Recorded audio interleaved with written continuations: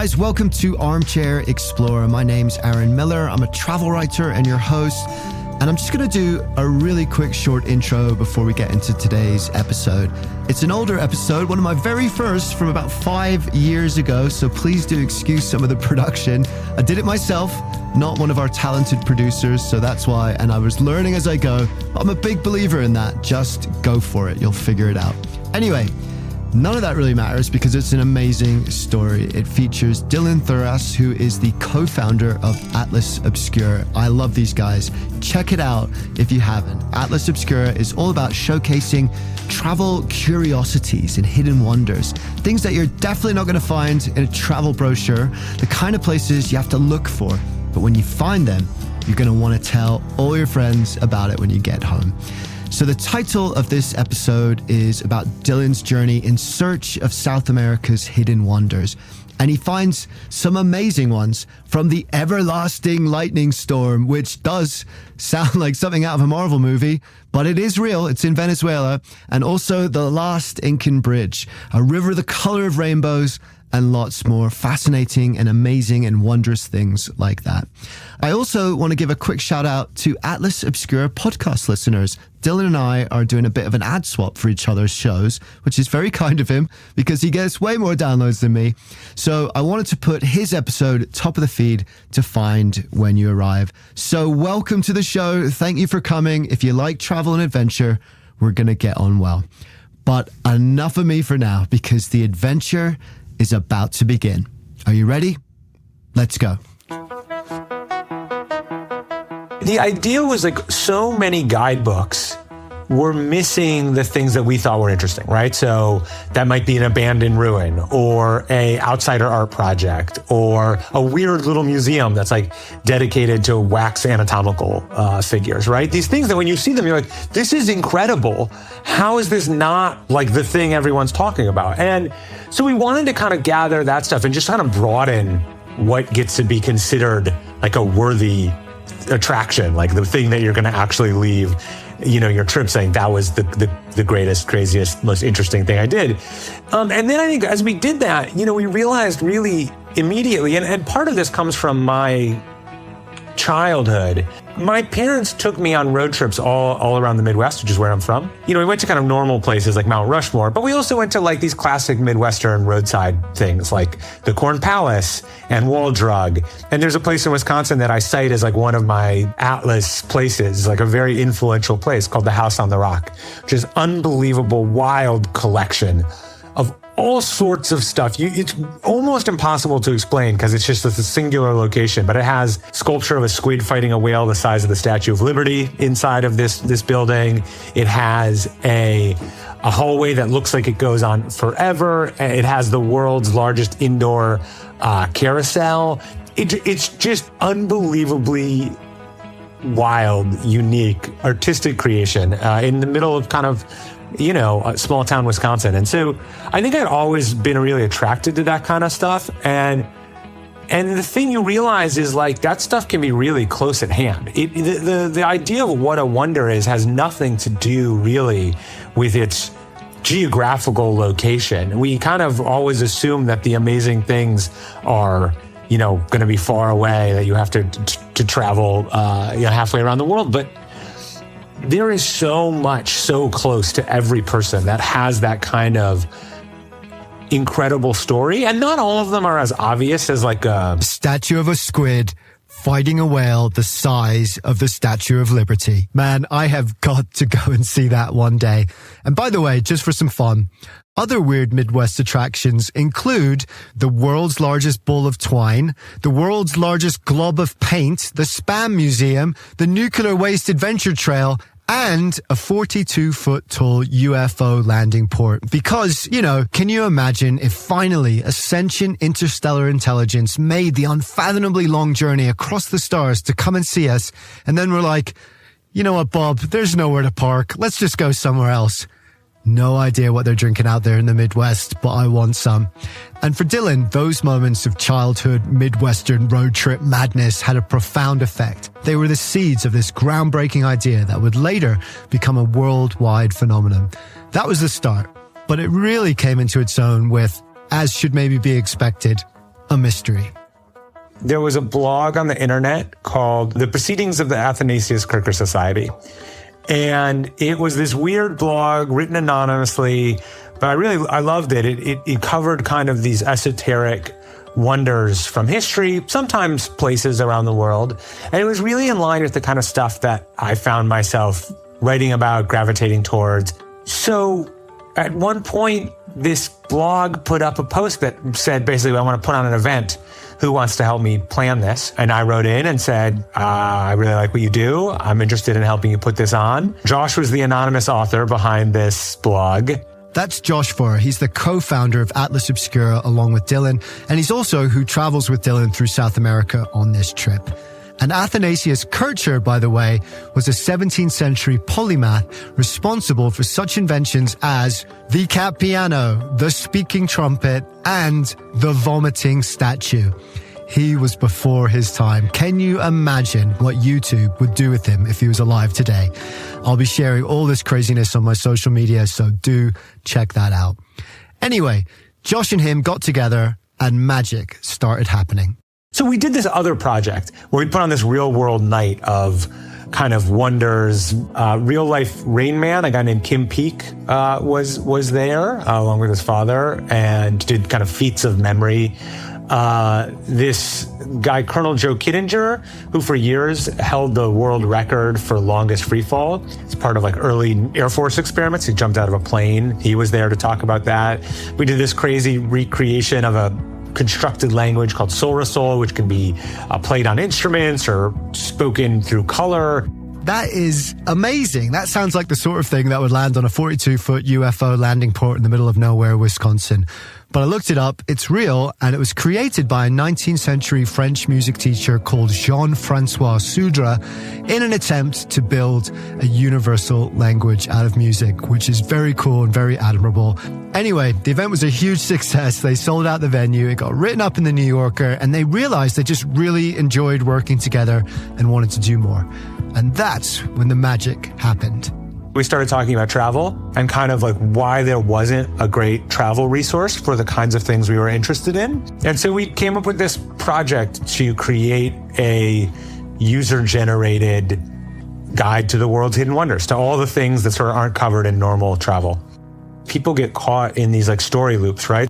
You know, when it hits this peak and it gets told, and it is amazing, and people go and they bring back those stories, but then it creates kind of these narrow channels that everyone starts to fall into. And it becomes a shame because it starts to degrade the experience for the people who live there. It starts to degrade the experience for the traveler.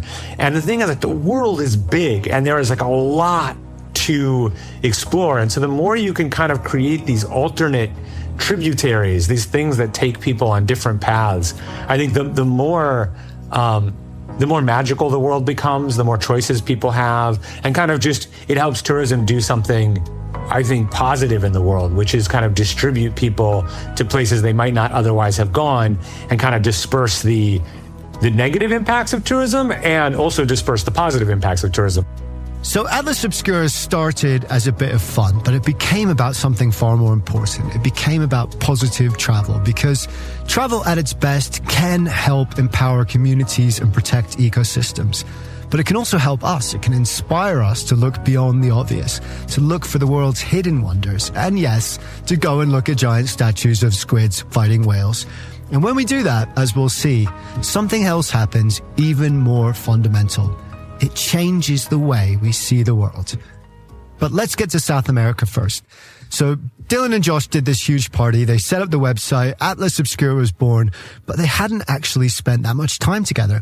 They'd fallen in love with these eccentric wonders independently, but they'd never gone out into the world to actually look for them as a team. It was time for an utterly eccentric and amazing South American road trip. The idea was to like go and find a bunch of stuff that was kind of undercovered, that had an incredible story to be told. We did it all in a month. We went to Colombia, Peru, we went to Venezuela, Bolivia. It was like a breakneck thing. And yeah, we saw some really wild stuff.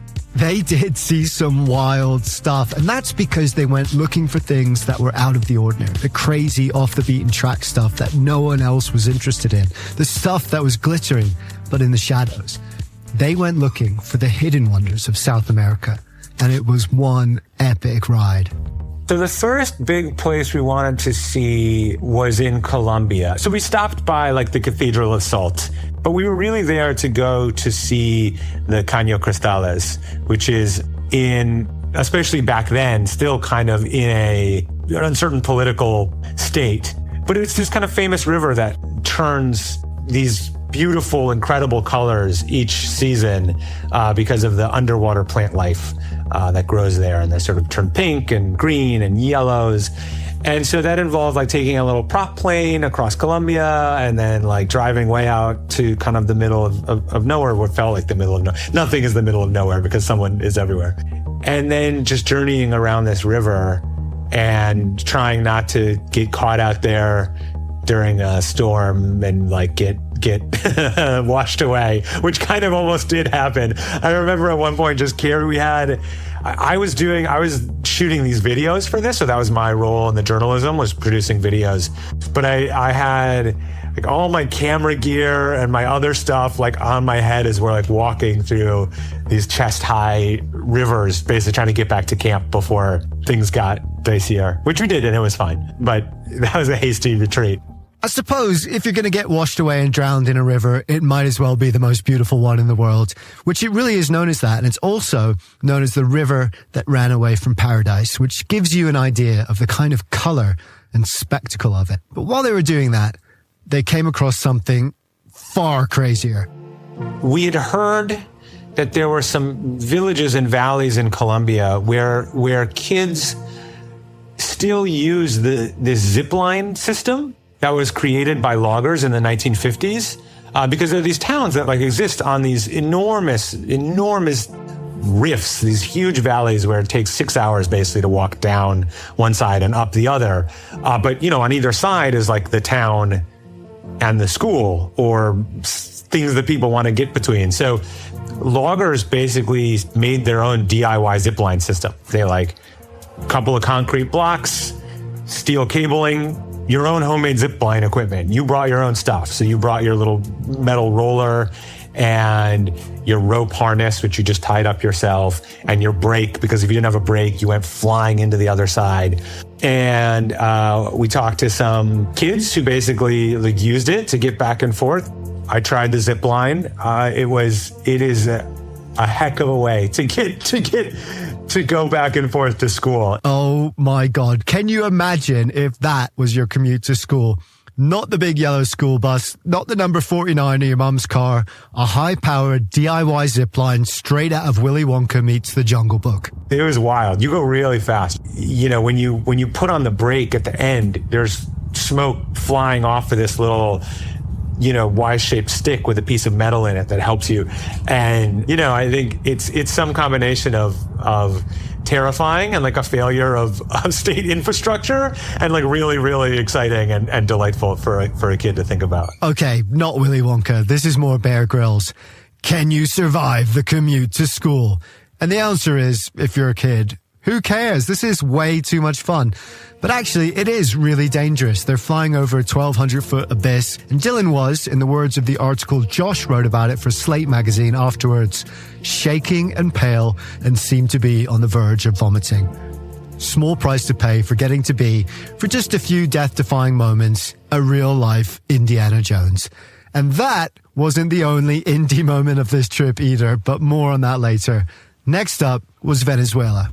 We went to Venezuela to see the everlasting lightning storm, this place where basically it's got more lightning there than almost anywhere else in the world. So like 250 nights out of the year, there's a silent lightning storm that happens above this region.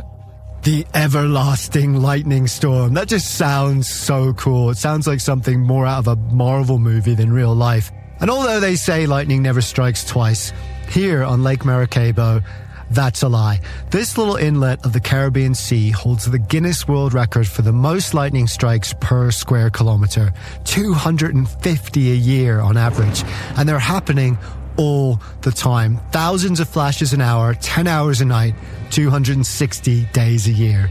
It's like watching the sky transformed into one of those plasma globes that you put your hands on in the Science Museum. And although they didn't have to quite battle Thuras or anything like that, they didn't exactly have an easy ride either. And then the trip out to the everlasting lightning storm had its own complications because it took us a while to get there. We had to drive kind of far out. And by the time we arrived at this Lake Maracaibo, it had gotten dark. And the plan had been to go out on the lake to this little island in the lake and stay the night there, sort of underneath this lightning storm. But the fishermen that we had sort of planned to meet up and have take us out basically said, we don't want to do it because it's now gotten dark and we're afraid of bandits potentially, like attacking the boats. There was some issue with like local kind of river piracy. And the solution to this was basically said, well, we don't want to do it, but we have these teenagers who are like willing to basically do this trip. And when we were like, yeah, but like that doesn't solve the bandit problem, right? And they were like, no, it's fine. Like the teenagers will all have guns. And we were like, okay. That's fine, I'll pass. Like, if I'm going to get into a gunfight with a load of Venezuelan river pirates, I'd rather the people protecting me weren't trigger-happy teenagers who are too young to have any real sense of their own mortality. So they didn't go to the island, but they did see the everlasting storm, and it was spectacular.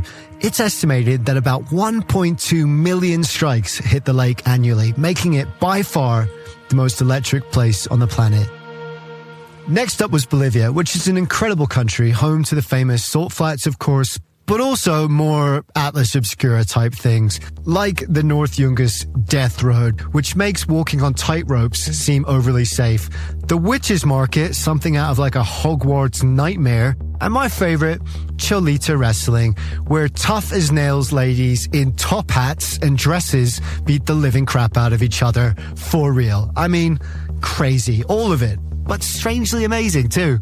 And then from there they went on to Peru, and this is where it gets really Indiana Jones.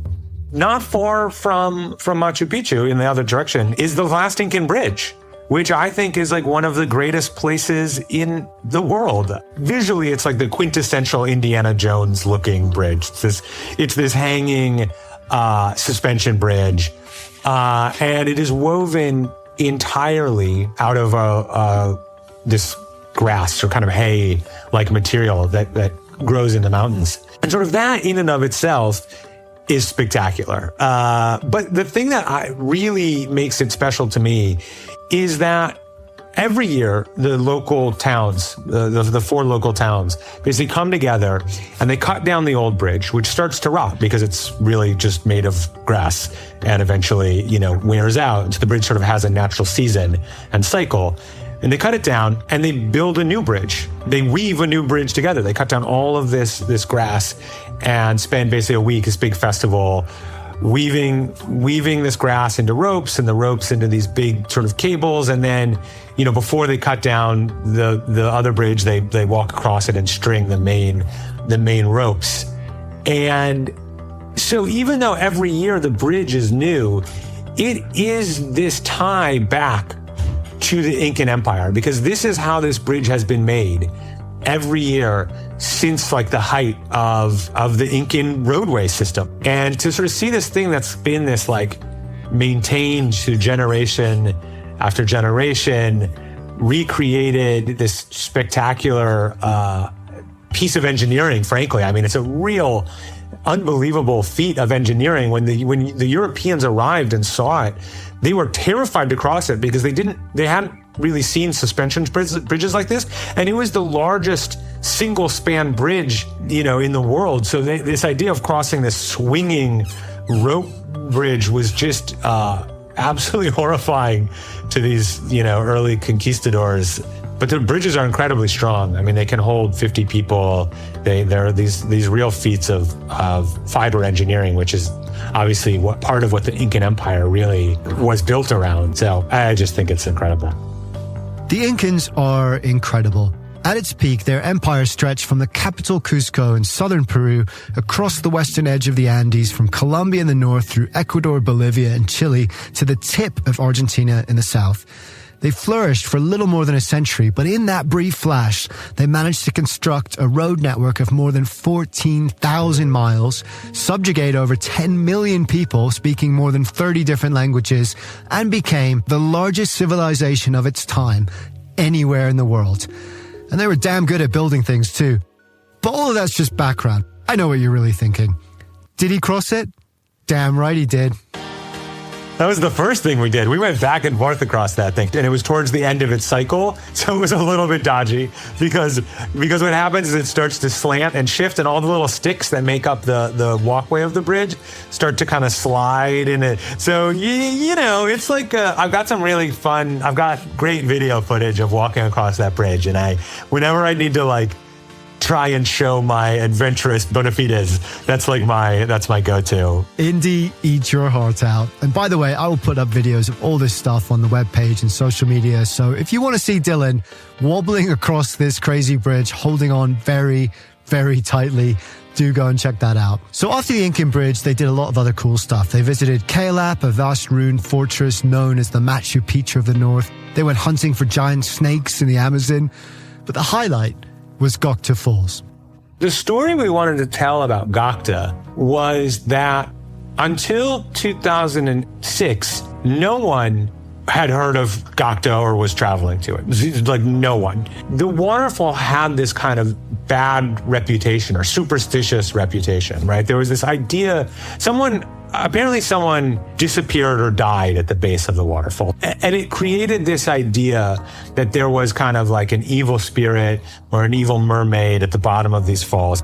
Wait, an evil mermaid? I didn't even know that was a thing. So I looked it up, and apparently Disney got it wrong again. And aside from the sirens who love nothing more than drowning sailors, the original Hans Christian Andersen Little Mermaid didn't marry the prince and live happily ever after.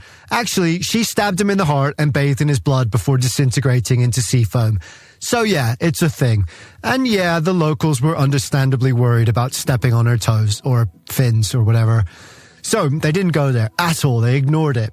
Until back in 2005, an engineer called Stefan Zimmendorf, who'd been working on a water project in the Amazon nearby, happened upon it, came back the next year with surveying equipment, and measured it to be 2,531 feet from its top to the pool below, twice the height of the Empire State Building. Evil mermaid or not, people started paying attention. Depending on how you measure it, Gocta Falls is sometimes considered the third tallest waterfall in the world or the fifth tallest waterfall in the world. So it kind of comes down, has a top pool, which we weren't able to get to. But we went down to the base of the second falls. And, you know, it's such a tall waterfall that it sort of does the same thing that like an Angel Falls does, where it starts to just turn into mist and kind of drift away as it comes down. But, you know, at the bottom there is kind of a pool of water. And, you know, even getting within 100 meters, you're in the spray, you hear the sound. It's like an intense hike to get out there. So you kind of like, you put in the work, you're sweating, then you arrive, and it's beautiful. It is. It's easily one of the most spectacular waterfalls on the planet. A two-tier cascade plummeting from the high jungle like some fabled kingdom, 15 times higher than Niagara Falls. A drop so high that the water disintegrates into mist before it even hits the ground. Screw the evil mermaids, screw the curse. The locals realize not only is this waterfall incredibly beautiful, it's also a huge opportunity because suddenly people started coming, travelers started coming to see this incredible sight that no one had ever heard of before. So suddenly this town basically gets put on the map. And the really kind of lovely postscript to this story is that what happened is it meant that now that they were not just some nowhere town with some random waterfall, but a town with a top 5, waterfall. And so now there's a bunch of, guides and folks who take people out there. And it brought in some of that infrastructure and attention from the government that wasn't there. And so, so it's all complex, but I really believe in the power of travel to preserve wonders in the world and to improve like the lives and livelihoods of people. It's an incredibly powerful economic force. And that's what Atlas Obscura is all about. It's a delicate balancing act, of course, but if you do it right, travel can be a force for good. It can bring economic opportunity to some of the poorest places on the planet. It can help keep traditional cultures alive where they would otherwise die out. And it's a crucial aspect of how wildlife conservation is done today, especially in Africa, helping to protect some of the most critical endangered species on the planet. Check out Praveen Momin's episode about mountain gorillas for a good example of that and a great story. But for Dylan, Gocta Falls represents more than that too. It's just a good example of like talking about wonders in your own backyard. The residents of Gocta had this kind of life-changing world-scale wonder in their own backyard, but for all kinds of reasons, they weren't able to see it. And I think that for me has always been a metaphor for how we all live. Like we all live at the base of Gocta Falls. We all live surrounded, looking at incredible wonders, but we don't, until we can change our frame of mind or be willing to see things in new lights, we're not able to see them like that, you know? And it takes kind of that myth making and storytelling to help make that transition. We all live at the base of Gocta Falls. We are all surrounded by wonders, all kinds of amazing things and magic and mystery, but we can't see them. And that's because wonder is a state of mind, not a place. It's a way of being, a way of going through the world. The quote that opens the book, Atlas Obscura, is by Abraham Joshua Heschel. It says, "The beginning of our happiness lies in understanding that life without wonder is not worth living. Wonder is what makes us who we are. It drives us to explore, question, and connect. It is the pure joy of being alive. But we must nourish it for it to thrive." We chose that quote because I think this idea of wonder is really important to both Josh and I. It takes on for us, both of us, a kind of spiritual meaning, like a spiritual significance. A life filled with wonder is a life filled with meaning and with curiosity. And it has a lot more to do with how you form meaning in your life, how you go about finding the magic in the world, right? Like we all have these experiences where, you know, whether it's like looking at the moon through a telescope for the first time. I just looked at the moon through the telescope for the first time in, 20 years and was like, holy shit. It's like, that's a real place with like a lot of texture. And like, you know, these moments of realizing that the world we're in is not mundane, but in fact deeply magical, and that the problem of recognizing that magic lies not with the world, but with us.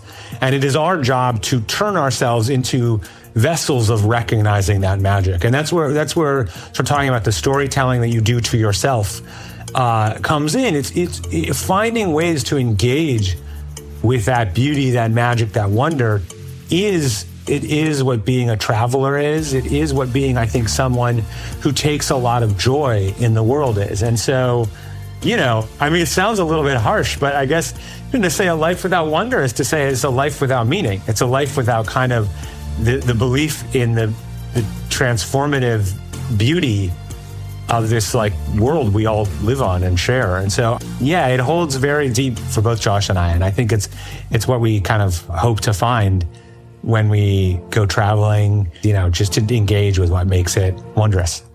I'm just going to repeat what Dylan said. The problem of recognizing that magic lies not with the world, but with us. And it is our job to turn ourselves into vessels of recognizing that magic. That is so well said. I absolutely love that. And it really echoes what I say also at the end of every show. The more you look for wonder in the world, the more the wonder of the world becomes a part of who you are. But that's not always easy. Wonder in the superficial way is cheap, right? Like you can go on the internet and you can see all kinds of crazy stuff. Like, wow, so much. But that's not really, it's not the same as creating a meaningful sense of awe around something, whether that something is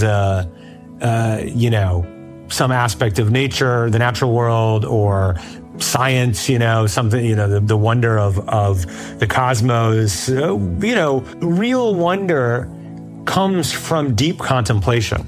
And the world it's hard to find the space for that kind of deep contemplation in our world, because it is a busy place, it is a noisy place, and to make the space for that deeper personal sense of wonder, you have to really set out to do it. And whether you're doing it as a traveler or in your own backyard, you kind of have to cultivate that space. And I think it's actually harder to cultivate in some ways in a world that's so filled with this kind of like cheap dose of fast phone wonder. But the more you can find space for that deeper wonder, the communing with the natural world and the deeper world, I think the more your life has meaning and the easier it is to find the good in the world.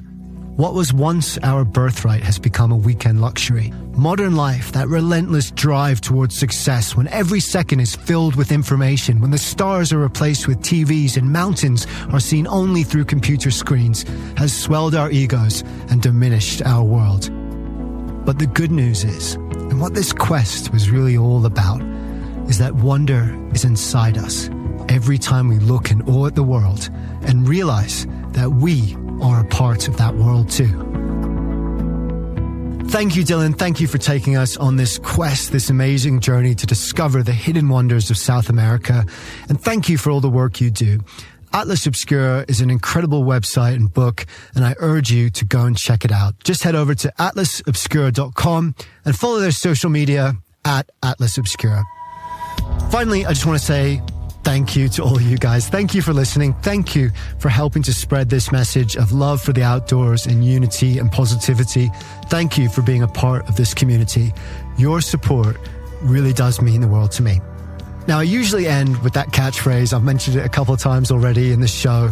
So I'm going to end with something different today. Earlier, I told you that wonder is fine dining for the soul.